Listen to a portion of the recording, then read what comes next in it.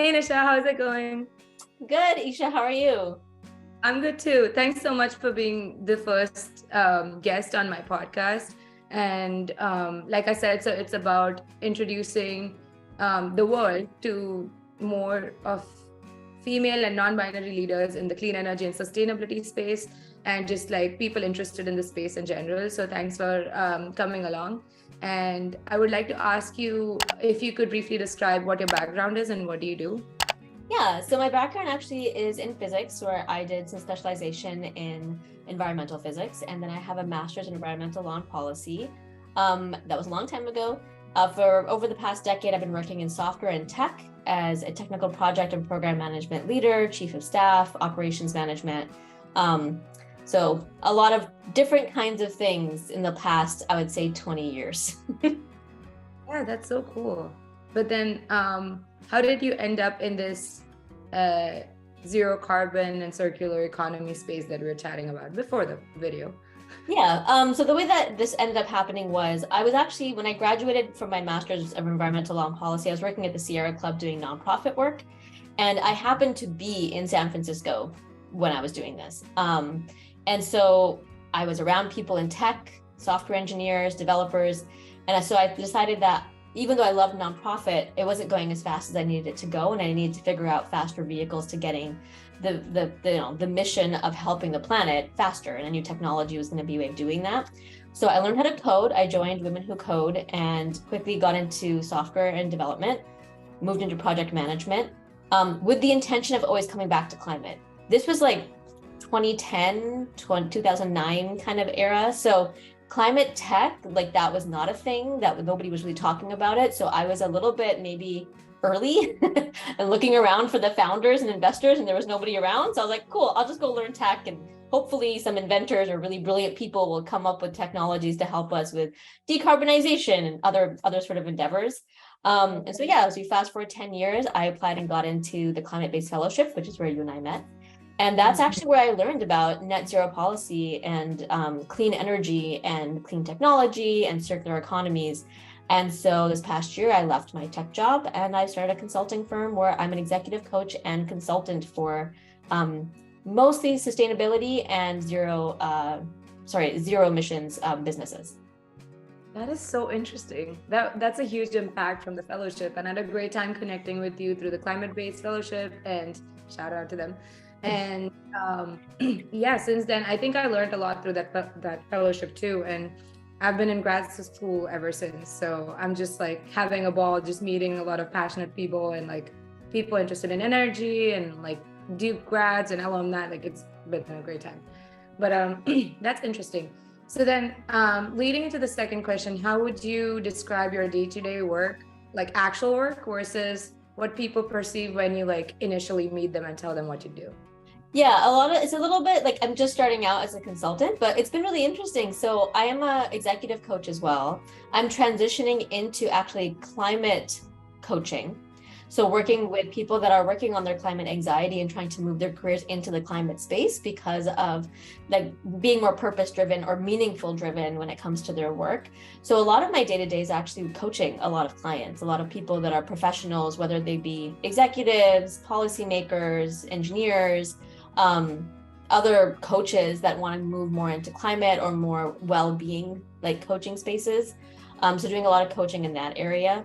On the consulting side, a lot of what I'm doing now is business coaching with companies or programs or initiatives that are working on circular economy or working on net zero, like sustainability goals.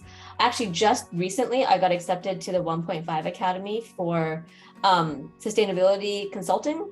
So I have a 6-week sort of intensive program coming up where I'm going to be learning even more on how to help current businesses move to net zero. And so my day-to-day is really like following up with clients, seeing what their needs are, building out project plans and engagement plans, but also really trying to not just work with current businesses moving to net zero, but also working with incubators, universities, different innovator like programs and policymakers like working in our local areas to help start up businesses or to help create policy to kind of encourage, if you will, circular economy sort of business models. That is so interesting. And I think, like you said, it's so important not just to current businesses, but to new upcoming businesses, because it's so important to plant that seed right in the beginning if you can.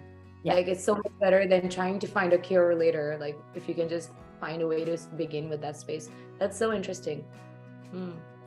And then what does your Vision 2030 look like, since Vision 2020, in flames? Yeah, I mean, it's 7 years from now. So I'm hoping in 2030 that I live in Canada now. So I'm back home in Canada. I'm originally Canadian. So I'm really hoping that the vision for 2030, at least in Canada and maybe across North America, is that we're moving more and more towards circular economy business models. And that's like the norm, right? That's where we start. Like, we don't have to work with the majority of companies or policymakers anymore to make things more sustainable, but we're actually, the culture is, right, consumer requirements is that we are starting from a circular economic or a net zero standpoint. And that's how we're designing things, we're manufacturing things, that's how we're building stuff out, that's how we're running businesses. I hope that by 2030 that this is like normal, that this is how we just do business, this is how we create businesses and innovation. That is so interesting.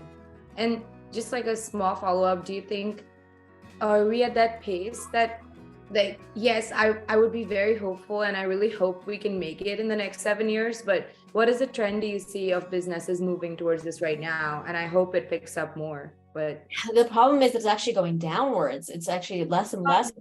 I know, it's very frustrating. And that's probably because, for a multitude of reasons. The first is because we did have COVID. That took a huge hit on our, like, the way that we consume things. People became a lot more consumer focused. People wanted to buy things to feel better because they were stuck at home, right? Which makes sense. But then also there were just a lot of different things that happened in the past couple of years where, like, for example, we're looking at layoffs happening in the tech sector right now, right? There's a lot of uncertainty out there in employment and how we're spending money, and people are not maybe necessarily slowing down and looking at where they're getting their materials or their products from, because money is tight. And when things are made linearly, things are made to go to waste, they're usually less expensive to manufacture and create, because then they're less expensive for people to buy. So I'm really hoping that the tides kind of shift, in a sense that we actually have policy that's actually really requiring and enforcing best practices when it comes to sustainability, that we're paying people more than just a living wage, that, like, corporations and businesses are actually employing people and paying them what they're worth and what they are owed, and that we have a little bit more, a little bit less capitalism, if you will, and a little bit more of human-centered design and human-centered businesses.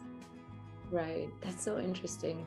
I don't want to keep you waiting, but I just keep having follow-up thoughts. I made my first video, and in that I talk about how I enjoy working in America in the solar industry compared to a lot of other places which are also booming in this sector. But I feel like America, like US, is the most mature market, since, like, innovation and a lot of things happen here, and it's cheaper here, like, before anywhere else in the world. But then it's also like capitalism in the best sense, because there's less bureaucracy, and when people want to make their lives better and want to make money, and there's lesser obstacles from the government and, like, third agencies, it's so much smoother here compared to, say, like, a lot of countries around the world, right? So I think that way I really enjoy the work culture here. But I've been reading a book called The Social Capitalist recently, and I think I really lean towards that. Like, I don't know if I'll be, like, owning companies one day. I would hope to, but, like, I think I really like that mindset of capitalism with a social cause, and, like, wanting to do better for the world with the freedom and resources that you have. So yes, like, I agree with you, like, like, capitalism and the ugly side of it is just, like, the amount of any kind of wastage in America is just mind-boggling compared to anywhere else. Like, I have a lot of, like, new immigrant friends in the US, and they just can't fathom why there's so much waste and things thrown away that are perfectly fine, and people just don't want to use it secondhand or don't know where to find it secondhand, so you end up buying new things and throwing new things all the time. Yeah. So that way it's really ugly. But I like how fast-paced it is here, and how easy it is to change compared to a lot of places. Like, your external factors are limited. So I like that. Yeah, but I mean, like, innovation shouldn't have to come at a huge environmental cost or human cost. It shouldn't have to. Human beings are imaginative, right? We're creative. There's no reason why we can't do the same thing in business. I don't think we need to make huge, gigantic sacrifices in order to have successful businesses. Entrepreneurship is linked with innovation. I think both need to be hand in hand. It shouldn't have to be one or the other. I was just gonna say that in the end, like it doesn't have to, you don't have to choose between the two. It can be something that's collaborative for sure. Lastly, I would like to ask you, what's some like one thing you would want like this audience to know, like, or like anything you want to plug, anything exciting you're working on? Well, I think there's so many things. I mean, I think the biggest thing that I would love for people to just think about as consumers, of course, you're going to want to buy stuff. Of course, you're going to need things. It's impossible not to need things. We need stuff. I'm in a house right now full of stuff. Like, I get it, right? I think what I would say is encourage people is to figure out how things are made. Where are you buying things from? What are for example, like I do buy a lot of secondhand things now than in previous years, because I don't need to get a brand new pair of clothes for my little kids because they're going to grow in 6 months and they're going to outgrow them. And that's a huge waste of money and resources and horrible for the environment. So what I've been doing now is buying a lot more secondhand things for the kids that are in good shape. So find resources. There's local things, like whether it be on social media, local businesses in your area. I encourage you to shop local and also buy secondhand or buy things that maybe aren't, net new. Like, it's the kind of the best way we can reduce waste. And just think about how things are made, where your products are coming from. Of course, you're going to need like shampoo, you're going to need like cleaning supplies, you're going to need all that stuff, but just think about where you're getting it from and how it's made. That's true. I think the 2 points like I would also comment on is the same, like thrift stores and secondhand shopping, especially in America, is amazing. As a student who's like on a lot of student loan and debt, it's just, I'm cheap. So thrift stores are great. Like they have great clothes too. I'm like, why would I pay full price for this when I can get this cheap, right? And like good stuff. And then, like secondly, yes, like I feel like people are resistant to change because they think it's like 0 or 100 when you go sustainable.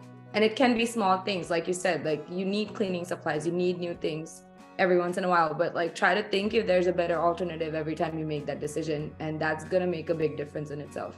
Right. And there's no shame in it. I think the thing, I grew up in a culture where type like labels mattered, right? Like, oh, this is from this store or this brand or this whatever. That's not the culture anymore, really, when it comes to like just mainstream shopping. I get it. People want to have the fancy new handbag. They want to have whatever it is. I understand. But at the same time, that isn't necessarily the culture that we're morphing into. We're definitely morphing into more of a culture where we're beginning to reuse a lot more things, where we're becoming a lot more mindful, and there's absolutely no shame. It doesn't mean that you don't have the means to buy new things. It just means that you're being a little bit more thoughtful about the way you're buying stuff, so that maybe you can save some money and put that money towards something else that isn't doing harm. That's true. Okay, thanks for giving us a lot of interesting things to think about, and thanks so much again for being my first guest. We'll hopefully chat soon. Good luck with your new podcast that you were telling me about, and hopefully we chat some more. Yes, thank you so much. It was really wonderful. Thank you. I'm so honored to be your first guest. So thanks so much for reaching out. And I wish you the best of luck in this series. I think it's going to be great. Thank you so much, NISHA. See you soon.